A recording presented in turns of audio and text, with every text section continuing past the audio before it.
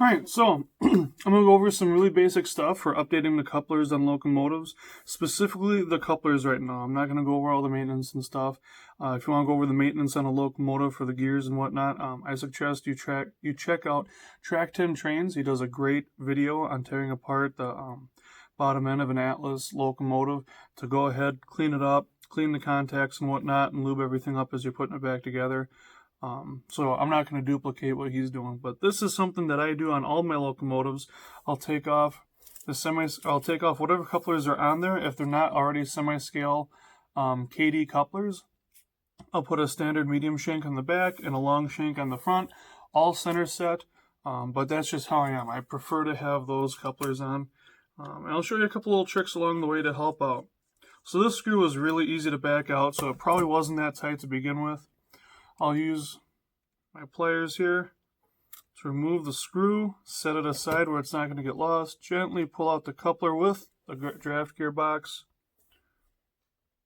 move the coupler, throw it aside, we'll grab a new one here. Now if you'll notice, that trip pin on there isn't exactly the bottom of it isn't exactly level with the coupler. So what I like to do is just bend it up just a hair. And to do that, we have these trip pin pliers supplied by Katie. I use the last roll on here, the last part, and just give it a little pinch. And that'll give you a nice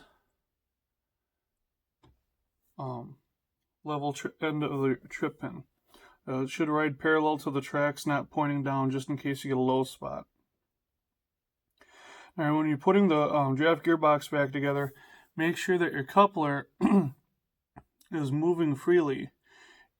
See right there, you don't want it to get caught on one side. You have to clean up whatever it's getting caught on. Sometimes it's the spring is catching on some plastic that's hanging loose. Sometimes you're pinching it a little too much.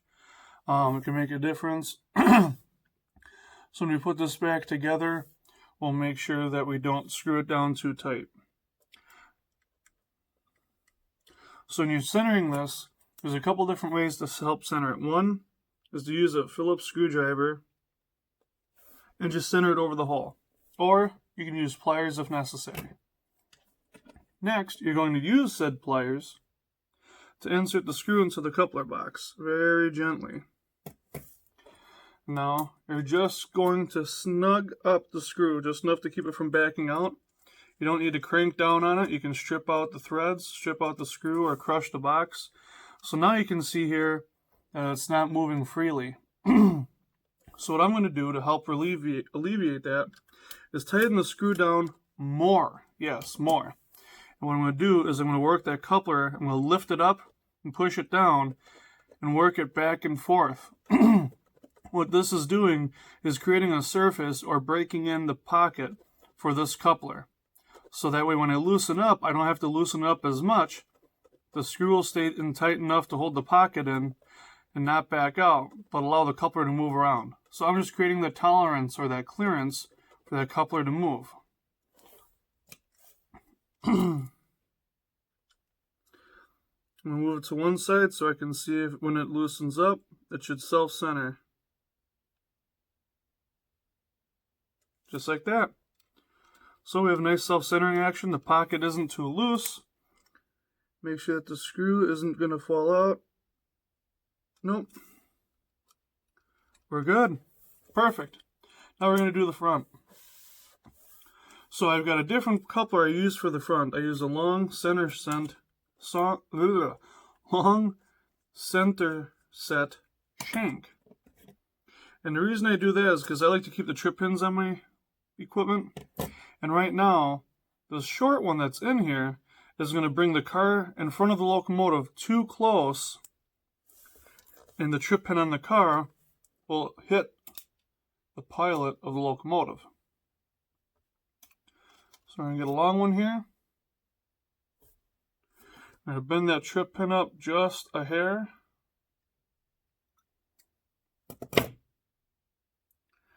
We're going to install it into the draft gearbox.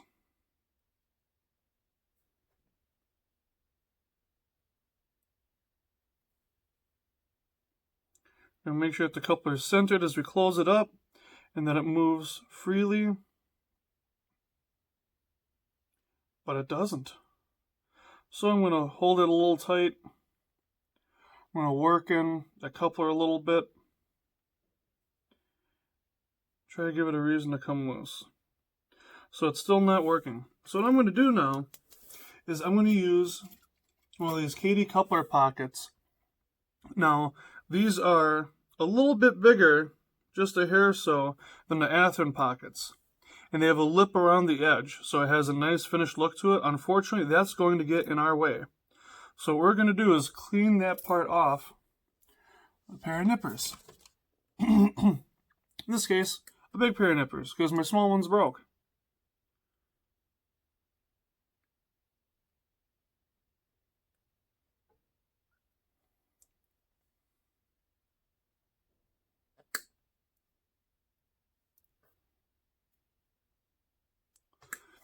What's nice is with these Katy boxes is that they have a locking mechanism to latch it shut. So it's actually much easier to install into the locomotive than it is a standard box or standard draft gear. So now, take a new draft gearbox, put our coupler in it, get the cover, which is now more difficult to pick up, mind you, as I am so aptly demonstrating. There. Almost. There we go. Alright. So you want to take the part that you cut and keep it towards the front so that the back is nice and smooth. So with your coupler in, center the box, and it should snap into place. Of course, I had it upside down. Alright, so it's snapped into place. We have a nice, free-moving coupler. All we have to do is fit it into place on the locomotive. It is a little bit tight, and if you need to, you can sand it down.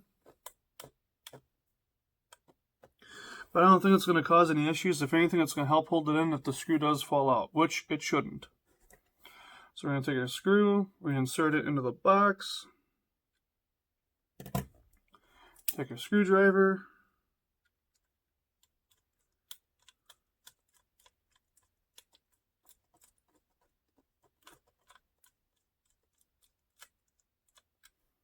there we go. We have it. And then to remove the engine from the foam, I just push down on the near side to release it. We have two semi-scale couplers, sorry, way too high. Two semi-scale couplers installed, ready to go. So to check it out, I'm just going to place it on the track here.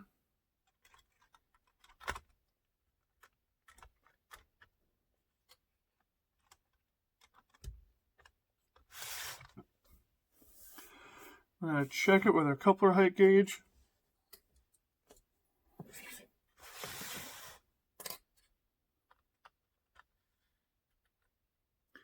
The back is a little tall, just as the sister locomotive is, or 1003, but the front is perfect, and that's the part we really want to be sure of because it's got the longer shank and that's going to move up and down more dramatically compared to the back because of the further the distance it is from the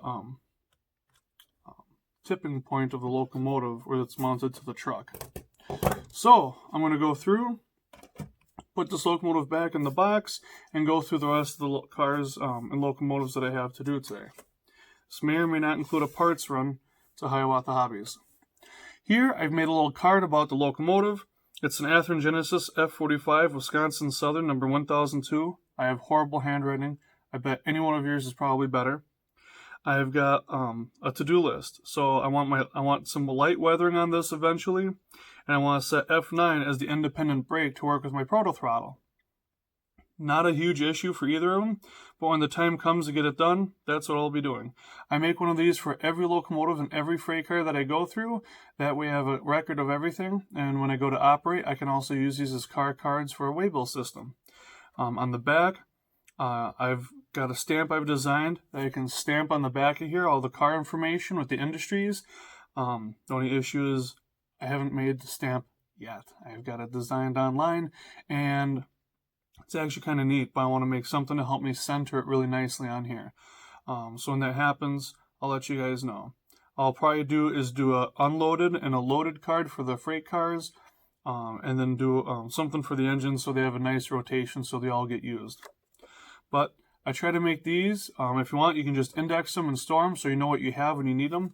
Enter them into a spreadsheet to keep good track of them, or just do with as you please. So I'm going to continue on. I'm going to put this in a hyperlapse for you so you don't have to sit here and listen to me babble on, and you can watch me have some fun.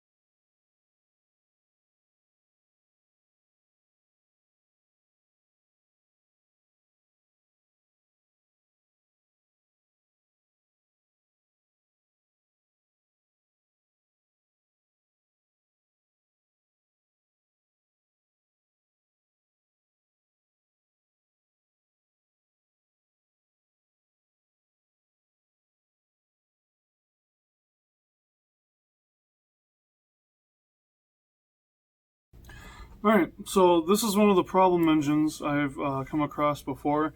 It's a GP9. This is the second time and second different generation that I've come across with the same issue.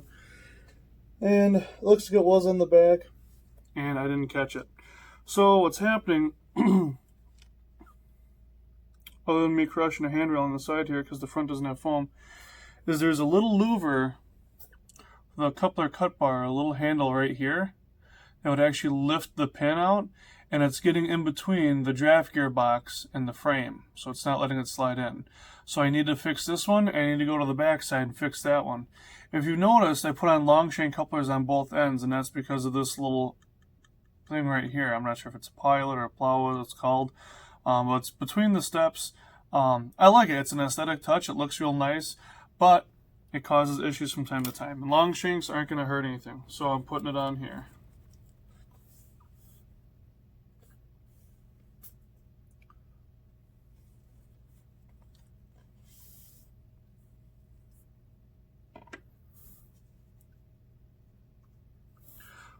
So I'm going to take the smallest flat top screwdriver or flat screwdriver I have. And all I'm going to do is I slide the draft gearbox in, is lift that plastic up just enough to get it underneath. And that'll allow me to get the coupler pocket in with a little less work. These do not fit very well at all. That is all I have to say about it.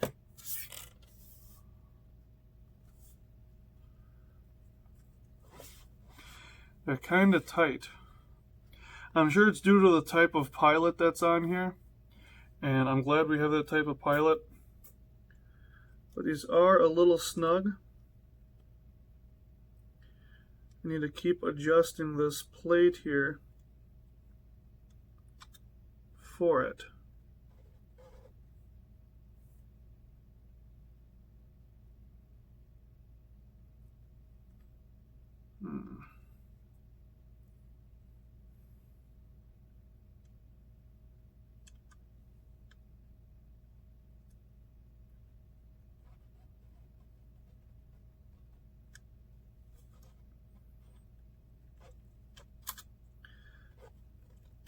This is an interesting one, to say the least.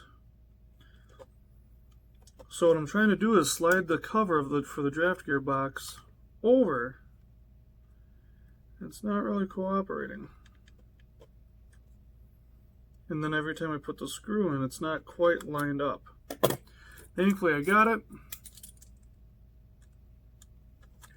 And it's lined up. We're in, and the coupler is freely moving. So now I gotta fix this side, but I won't make you stand around and watch that. We'll go into hyperlapse.